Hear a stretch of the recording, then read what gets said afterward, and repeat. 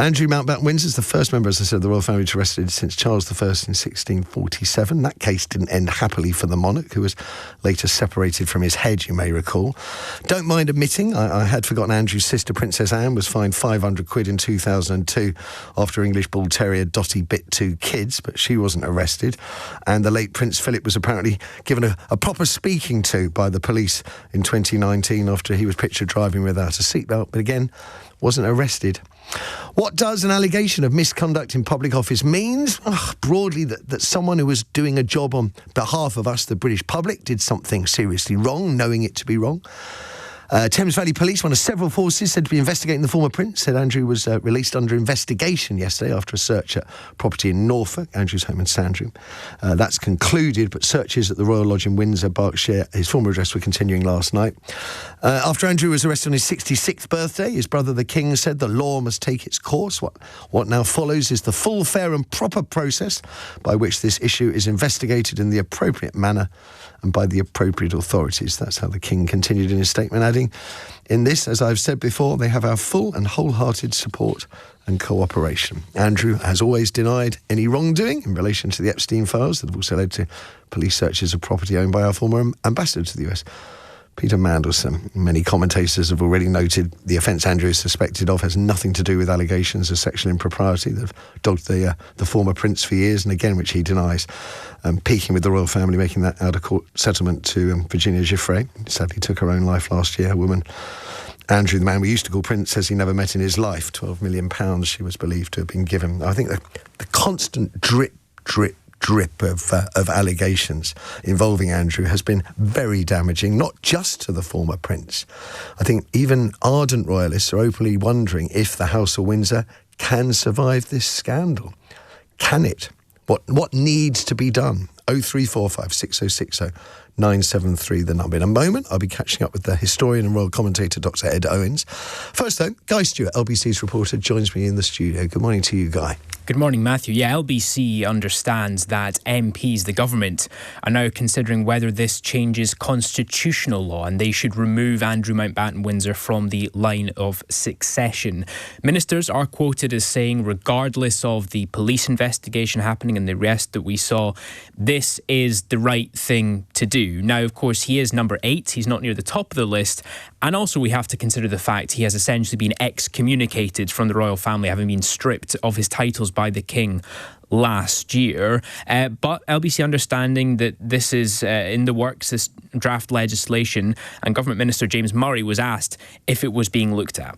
The government is considering any further steps that might be required, and we're not ruling anything out. But at this stage, it would be inappropriate for us to go any further because there is a live police investigation underway.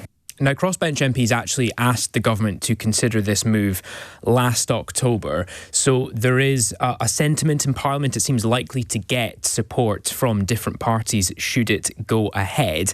It's unlikely to be a swift process, Matthew. It would first need an Act of Parliament here in the UK and then also agreement Commonwealth country, from Commonwealth states. And the last time the line of succession rules were changed, it did take years to complete. But it could mean that Andrew Mountbatten-Windsor becomes the first royal to be removed from the line of succession since Edward VIII in the 1930s, of course, who abdicated. The Labour peer Lord Foulkes has been telling LBC the royal family could be now facing some important changes. This is probably the biggest crisis for the monarchy since what was 350 years ago. You're absolutely right. And I'm not sure they recognise that yet. We need to move towards some kind... I mean, other countries have got monarchies that work perfectly well without the whole kind of panoply and lack of accountability that we have in the United Kingdom. We need to look at some of the other royal families in Norway and other Scandinavian countries and the Netherlands and Belgium and so on. You're going to be identifying that further, I know, Matthew. Also, as you said, this weekend, officers are continuing their search at Royal Lodge in Windsor. Thames Valley Police released Andrew under investigation after 11 hours in police custody on Thursday. They've not brought any charges. He was arrested on suspicion of misconduct in public office and several police forces in England now reviewing information released in that huge tranche of Epstein files. The Metropolitan Police has now confirmed it's contacting former and current Royal Protection officers to see if they have information that could be useful to their review. This is following an LBC exclusive. The Met previously saying that it had yet identified any wrongdoing by close protection officers. Andrew Mountbatten-Windsor, of course, has previously denied any wrongdoing over his connections to Epstein, and he's not responded to LBC's request for comments on the specific allegations in the release of Epstein files in January. Excellent reporting as usual from Guy Stewart. Thank you. Let's bring in Dr Ed Owens now, historian, royal commentator and author of After Elizabeth, Can the Monarchy Save Itself?, which is a very apposite title under the circumstances. Good morning to you, Ed. Good morning, Matthew. Obviously, we're very limited on... We're limited to some degree on what we can talk about Andrew, but I am very interested in your perspective on how damaging this is for the House of Windsor and what kind of changes and reforms we can expect down the line. Yeah, I think we don't need to talk specifically about the current police investigation to sort of broadly examine what's happened over the last 6 years as something of a moral crisis for the monarchy. I think the fundamental association between Andrew and Epstein that has come to light has in many ways discredited the moral authority of the British monarchy. There was a clear effort to protect Andrew when the royal family, the monarchy, rallied around and paid off Virginia Roberts-Giuffre so that she didn't bring her case publicly against him. And there are questions that remain unanswered about, what did members of the British royal family and the institution know about Andrew's behaviour, both in relation to Epstein, but also in relation to different sort of public roles that he's played. The questions over his role as a trade envoy as well. There's a fellow royal historian, Andrew Loney, has been doing much work to try and bring to light Foreign and Commonwealth Office documents pertaining to Andrew's time as a trade envoy over the last couple of years, so far without success. So there's been a real lack of transparency here in terms of what people have known historically about Andrew. And I think it's time that much of this information came to light. This is very interesting because there's a school of thought out there that Andrew the royal family will allow legal process to continue, and Andrew carries the can for any want of a better word, for all the sins of the royal family. He is sacrificed, and the House of Windsor can continue. You've zeroed in straight on the stuff that my royalist relatives were talking about just last night, which is, there are clearly questions about what other senior members of the royal household knew, and that isn't it. You seem pretty clear in your own mind that those questions are not going to disappear no matter what happens to Andrew. Exactly, and it's probably the case that the police investigation as it unfolds will not necessarily touch on all these questions either.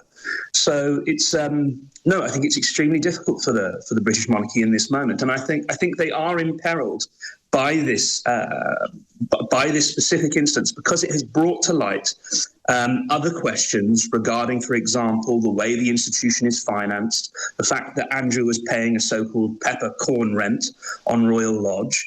And now the royal family are facing challenging questions about how they as an institution pay for things, where their money comes from. Is it public money? Is it private money? Should they be paying more? So again, I think this points towards a need for greater transparency in the round. And there are so many questions unanswered that have come to light as a result of public discussion around Andrew, that I think now the monarchy, if it's going to succeed, and it's going to evolve into the future, has a duty to engage with those questions and certainly to modernise.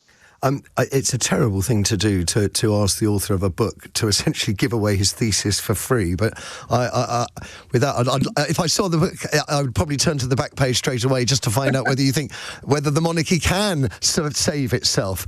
Obviously, I would advocate everybody buys the book. But in your opinion, can the House of Windsor save itself? Yes, I think it can do, because it's managed to traverse crises of this sort in the past successfully as well. And the thing that I think it will require is concerted transformation. I think there's an emphasis on needing to change constitutionally how it operates. There's a lot of political influence exercised by the British royal family, most of it unknown to the general public. There's a strange rule called the King's Consent that allows the King essentially to opt out of laws that would apply to all other citizens of the realm.